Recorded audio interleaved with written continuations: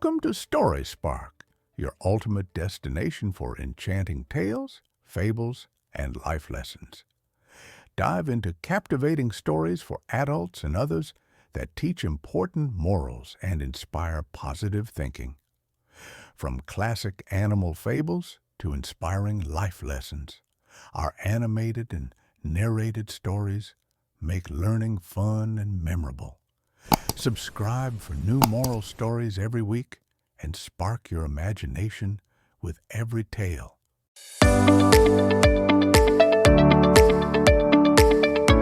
The bamboo and the oak. Flexibility beats stubbornness. Kashi the bamboo stood tall and impossibly slender on the forest's rugged, sloping edge. His smooth, jade-green stalk swayed constantly, even in the gentlest breeze, giving him an air of elegant, perpetual motion.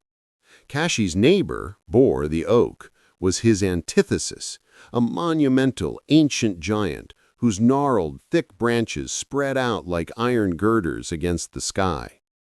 Boar had stood on this very spot for over 300 years, viewing Kashi's constant, effortless yielding with barely concealed contempt. To Boar, strength was measured solely by resistance, by the sheer unyielding refusal to compromise or move. He possessed a trunk thicker than a carriage and roots that plunged deeper than any well, securing him with absolute formidable rigidity. He often boasted that no force in the forest, be it man or nature, could ever make him relinquish an inch of his ground or alter his predetermined course. Boar considered Kashi's swaying a sign of profound weakness and unnecessary timidity, a refusal to stand up and assert one's true, inherent power. Kashi, however, found immense quiet strength in his own pliancy. He understood that his strength lay not in the ability to hold a fixed position, but in the capacity to move completely with the inevitable forces of the world. He believed that true survival was achieved by minimizing friction and embracing the powerful flow of unstoppable change, accepting that sometimes retreating completely is the truest form of advanced strategic victory.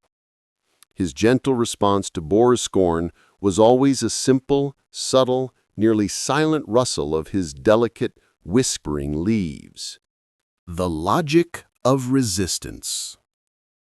One crisp morning, as a playful squirrel scampered up Kashi's easily bending stalk, Boar's deep, rumbling voice filled the small clearing. "Look at you, Kashi!" he bellowed, his massive, rigid branches barely stirring in the soft morning air. "You are an absolute slave to every small gust, an example of utter, helpless weakness. Even a small rodent can make you tremble and bow low. I stand unmoved against the very world. My bark is thick like armor. My wood is dense as stone. And my posture is a testament to unwavering, proud defiance. This, Kashi, is the profound, true definition of strength, the ability to completely hold your ground against overwhelming odds. You merely yield to the weakest challenge." Kashi gently swayed back into his previous upright position after the squirrel darted off into the dense undergrowth. "Dear Boar," the bamboo replied calmly, his voice a quiet, musical whisper among his leaves, "you confuse rigidity with resilience. Your strength is certainly magnificent in moments of absolute stillness. But what happens when the force you face is completely irresistible? When the wind turns into a furious, relentless punch, your inability to move becomes your greatest and most fatal liability. I yield completely to the overwhelming storm, allowing it to pass harmlessly over my head. By conceding the moment, I preserve the entire future. The object that absolutely refuses to bend is the first to shatter completely, and in that inevitable breakage, there is no survival at all, only total, permanent failure. Bohr simply snorted, convinced that the thin bamboo's philosophy was nothing more than a nervous, cowardly rationalization for his own intrinsic, innate fragility. The gentle storm. The first real test arrived not with a sudden bang, but with a slow, escalating, rolling fury. Heavy, bruised purple clouds gathered quickly over the forest, bringing with them a torrential downpour and a sustained, howling wind that whipped through the canopy. This was a normal, challenging summer storm, one Bohr had easily weathered countless times before with simple, bored indifference. He tightened his massive, intricate root system further into the sodden, grasping earth, setting his mighty trunk like a defensive column against the relentless gale. His entire frame vibrated with the enormous pressure, but he did not move a single defiant inch. Bohr felt a surging pride in his own immovable solidity. He watched Kashi, who was now bending so severely that his delicate green tip scraped the wet ground near Bohr's base. The bamboo's stalk creaked audibly under the immediate massive strain, but it did not break or split, instead performing a wide, graceful, deep curtsy to the immense power of the gale. Bohr shouted contemptuously over the deafening roar of the wind. "See, Kashi, your weakness is exposed. You are prostrate before the first minor challenge." Kashi, pressed flat against the muddy soil, could only reply with the faint, damp rustle that carried no sound above the ferocious storm. But his inner core remained fundamentally whole and completely undamaged, patiently awaiting the powerful gale's inevitable passage. He knew his method guaranteed safety, while Bohr's guaranteed eventual, catastrophic confrontation. The harsh autumn winds. As the fierce grip of autumn took undeniable hold, the winds became more frequent and dramatically more vicious, carrying the heavy scent of icy rain and distant decay. These powerful, swirling gusts required absolute, full-bodied resistance from Bohr the oak. His heavy, waterlogged branches became dangerous, wind-catching liabilities, forcing him to engage in a grueling physical struggle against the invisible, overwhelming enemy.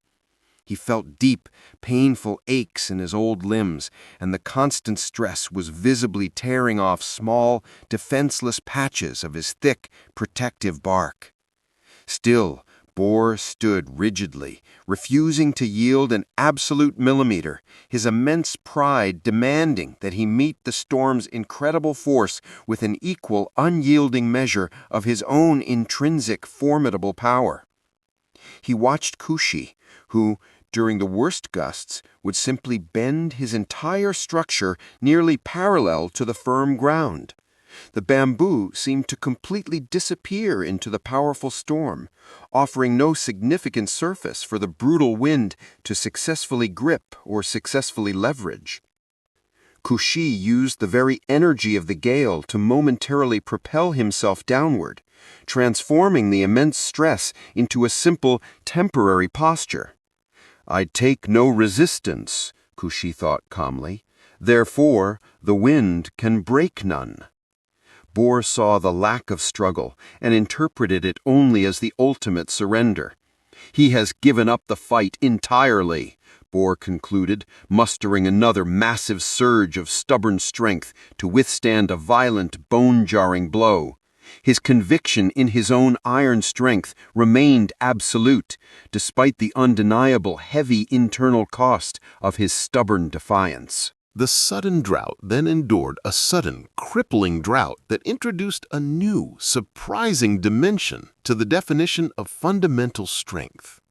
The relentless sun baked the forest floor, turning the earth into hard, cracked clay and sucking the last remnants of life-giving moisture from the shallow topsoil.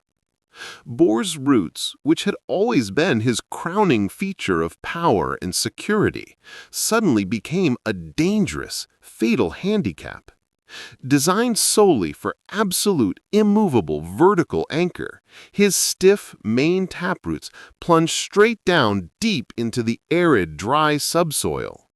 They were utterly unable to deviate, to spread laterally, or to move even slightly to access the small remaining pockets of moisture trapped sideways under surrounding rocks. Bohr could only stand there, immense and rigid, slowly dying of thirst, his sap growing thick and his leaves turning brittle and brown from the intense, unquenchable heat. Kashi's root system was radically different. It was wide, fibrous, and comparatively shallow. This structure allowed the bamboo to gently and continually shrink and contract its above-ground mass, minimizing its total water loss. Crucially, the fibrous roots could also slowly creep and spread horizontally just beneath the hard surface, gently following the cool, damp trails left by subterranean streams or seeking the shade of larger boulders where moisture still lingered. The bamboo survived the long, cruel thirst not through brute resistance, but through simple, elegant adaptation and its inherent ability to fluidly change its resource-gathering behavior to match the stark new environmental demands. Bohr watched Kashi remain perfectly green, a living testament to the power of functional, necessary compromise. The Great Typhoon approaches. After the drought finally broke, it was followed quickly by a period of ominous, unnerving stillness, the universally recognized eerie calm that precedes a cataclysmic event. Weather reports whispered through the forest canopy, carried by the terrified rustling of smaller creatures. A great typhoon, the most furious and destructive storm in a generation, was roaring in from the sea. Its predicted winds were utterly lethal, capable of dismantling entire stretches of the ancient forest. Bohr heard the news and immediately braced himself, summoning every last reserve of strength he possessed. He told himself that his sheer stubbornness and 3 centuries of existence would, by themselves, somehow force him to prevail. "I have survived 1,000 storms," he roared to the quiet air, a final, defiant vow. Kashi, meanwhile, did not fight or brace. Instead, he prepared to yield absolutely. He knew that this level of elemental force could not be successfully resisted by anything composed of wood and fiber. He focused his entire being on being as light, as pliable, and as utterly non-resistant as humanly possible, accepting the complete necessity of his temporary, ultimate submission. He waited patiently, listening to the deep, approaching thunder that sounded like the crushing of enormous stones. The very first terrifying gusts arrived with the sudden, powerful impact of a massive physical blow, ripping smaller trees violently from the ground and turning the air into a chaotic, screaming maelstrom of flying debris and broken leaves. The battle for the mountain's edge had finally, catastrophically begun, and only one philosophy would survive the inevitable, violent reckoning. The snapping point. The great typhoon slammed into Bohr with a terrifying, sustained force that exceeded anything the ancient oak had ever previously experienced. The wind was no longer a simple pressure. It was a physical, tearing fury, trying to ruthlessly peel his solid structure apart, layer by rigid layer. Bohr fought back with the only strength he knew, unyielding, proud resistance. He pushed his vast root system against the wind's enormous pull, holding his trunk stiff and straight. He poured every ounce of his tremendous internal strength into maintaining his massive, monumental posture. He managed to resist the terrifying onslaught for several agonizing minutes, his ancient wood creaking and groaning with deafening, terrifying sounds of deep protest. But a massive wooden structure has a finite, measurable limit, a snapping point past which its inherent rigidity becomes an immediate, terminal flaw. The relentless wind, recognizing the immovability of its target, applied a sudden, final, colossal twist of force. Bohr, true to his philosophy of utter, proud defiance, refused to bend even one more crucial degree. With a terrible, earth-shaking crack that echoed even above the deafening storm, his massive trunk split violently in two, the upper half of his enormous body tearing away and crashing down the hillside. Bohr, the mighty symbol of immovable strength, was completely and utterly destroyed by his own stubborn, uncompromising rigidity, reduced in a single tragic instant to a pile of shattered, useless timber. The victory of yielding. While Bohr the oak's monumental, rigid body was violently shattered, Kashi the bamboo simply vanished into the chaos. At the very moment the wind's ferocious pressure reached its lethal peak, Kashi performed a complete, final surrender. His entire body bent nearly 180 degrees, his smooth, slender stalk pressing flat against the wet, muddy ground, his delicate tip burrowing safely into the soft undergrowth. The ferocious wind passed harmlessly over the entire length of his body, finding nothing substantial to grip, nothing immovable to tear, and nothing to successfully resist. He yielded completely to the storm's powerful demand, and by doing so, he removed himself entirely from the conflict, minimizing the immense, catastrophic stress upon his inner structure to almost nothing.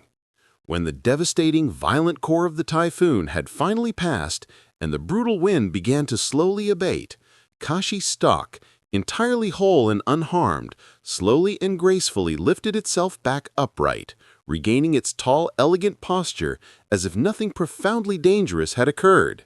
He surveyed the clearing, now littered with the broken, tragic remains of his proud, mighty neighbor, Bohr. The undeniable lesson was brutally, tragically clear. Kashi had survived not because he was stronger, but because he was profoundly smarter. He understood that true strength lies in the wisdom to know when to submit fully to forces beyond your power, ensuring that you remain intact to stand tall when the inevitable danger has finally passed. Flexibility beats stubbornness every single time.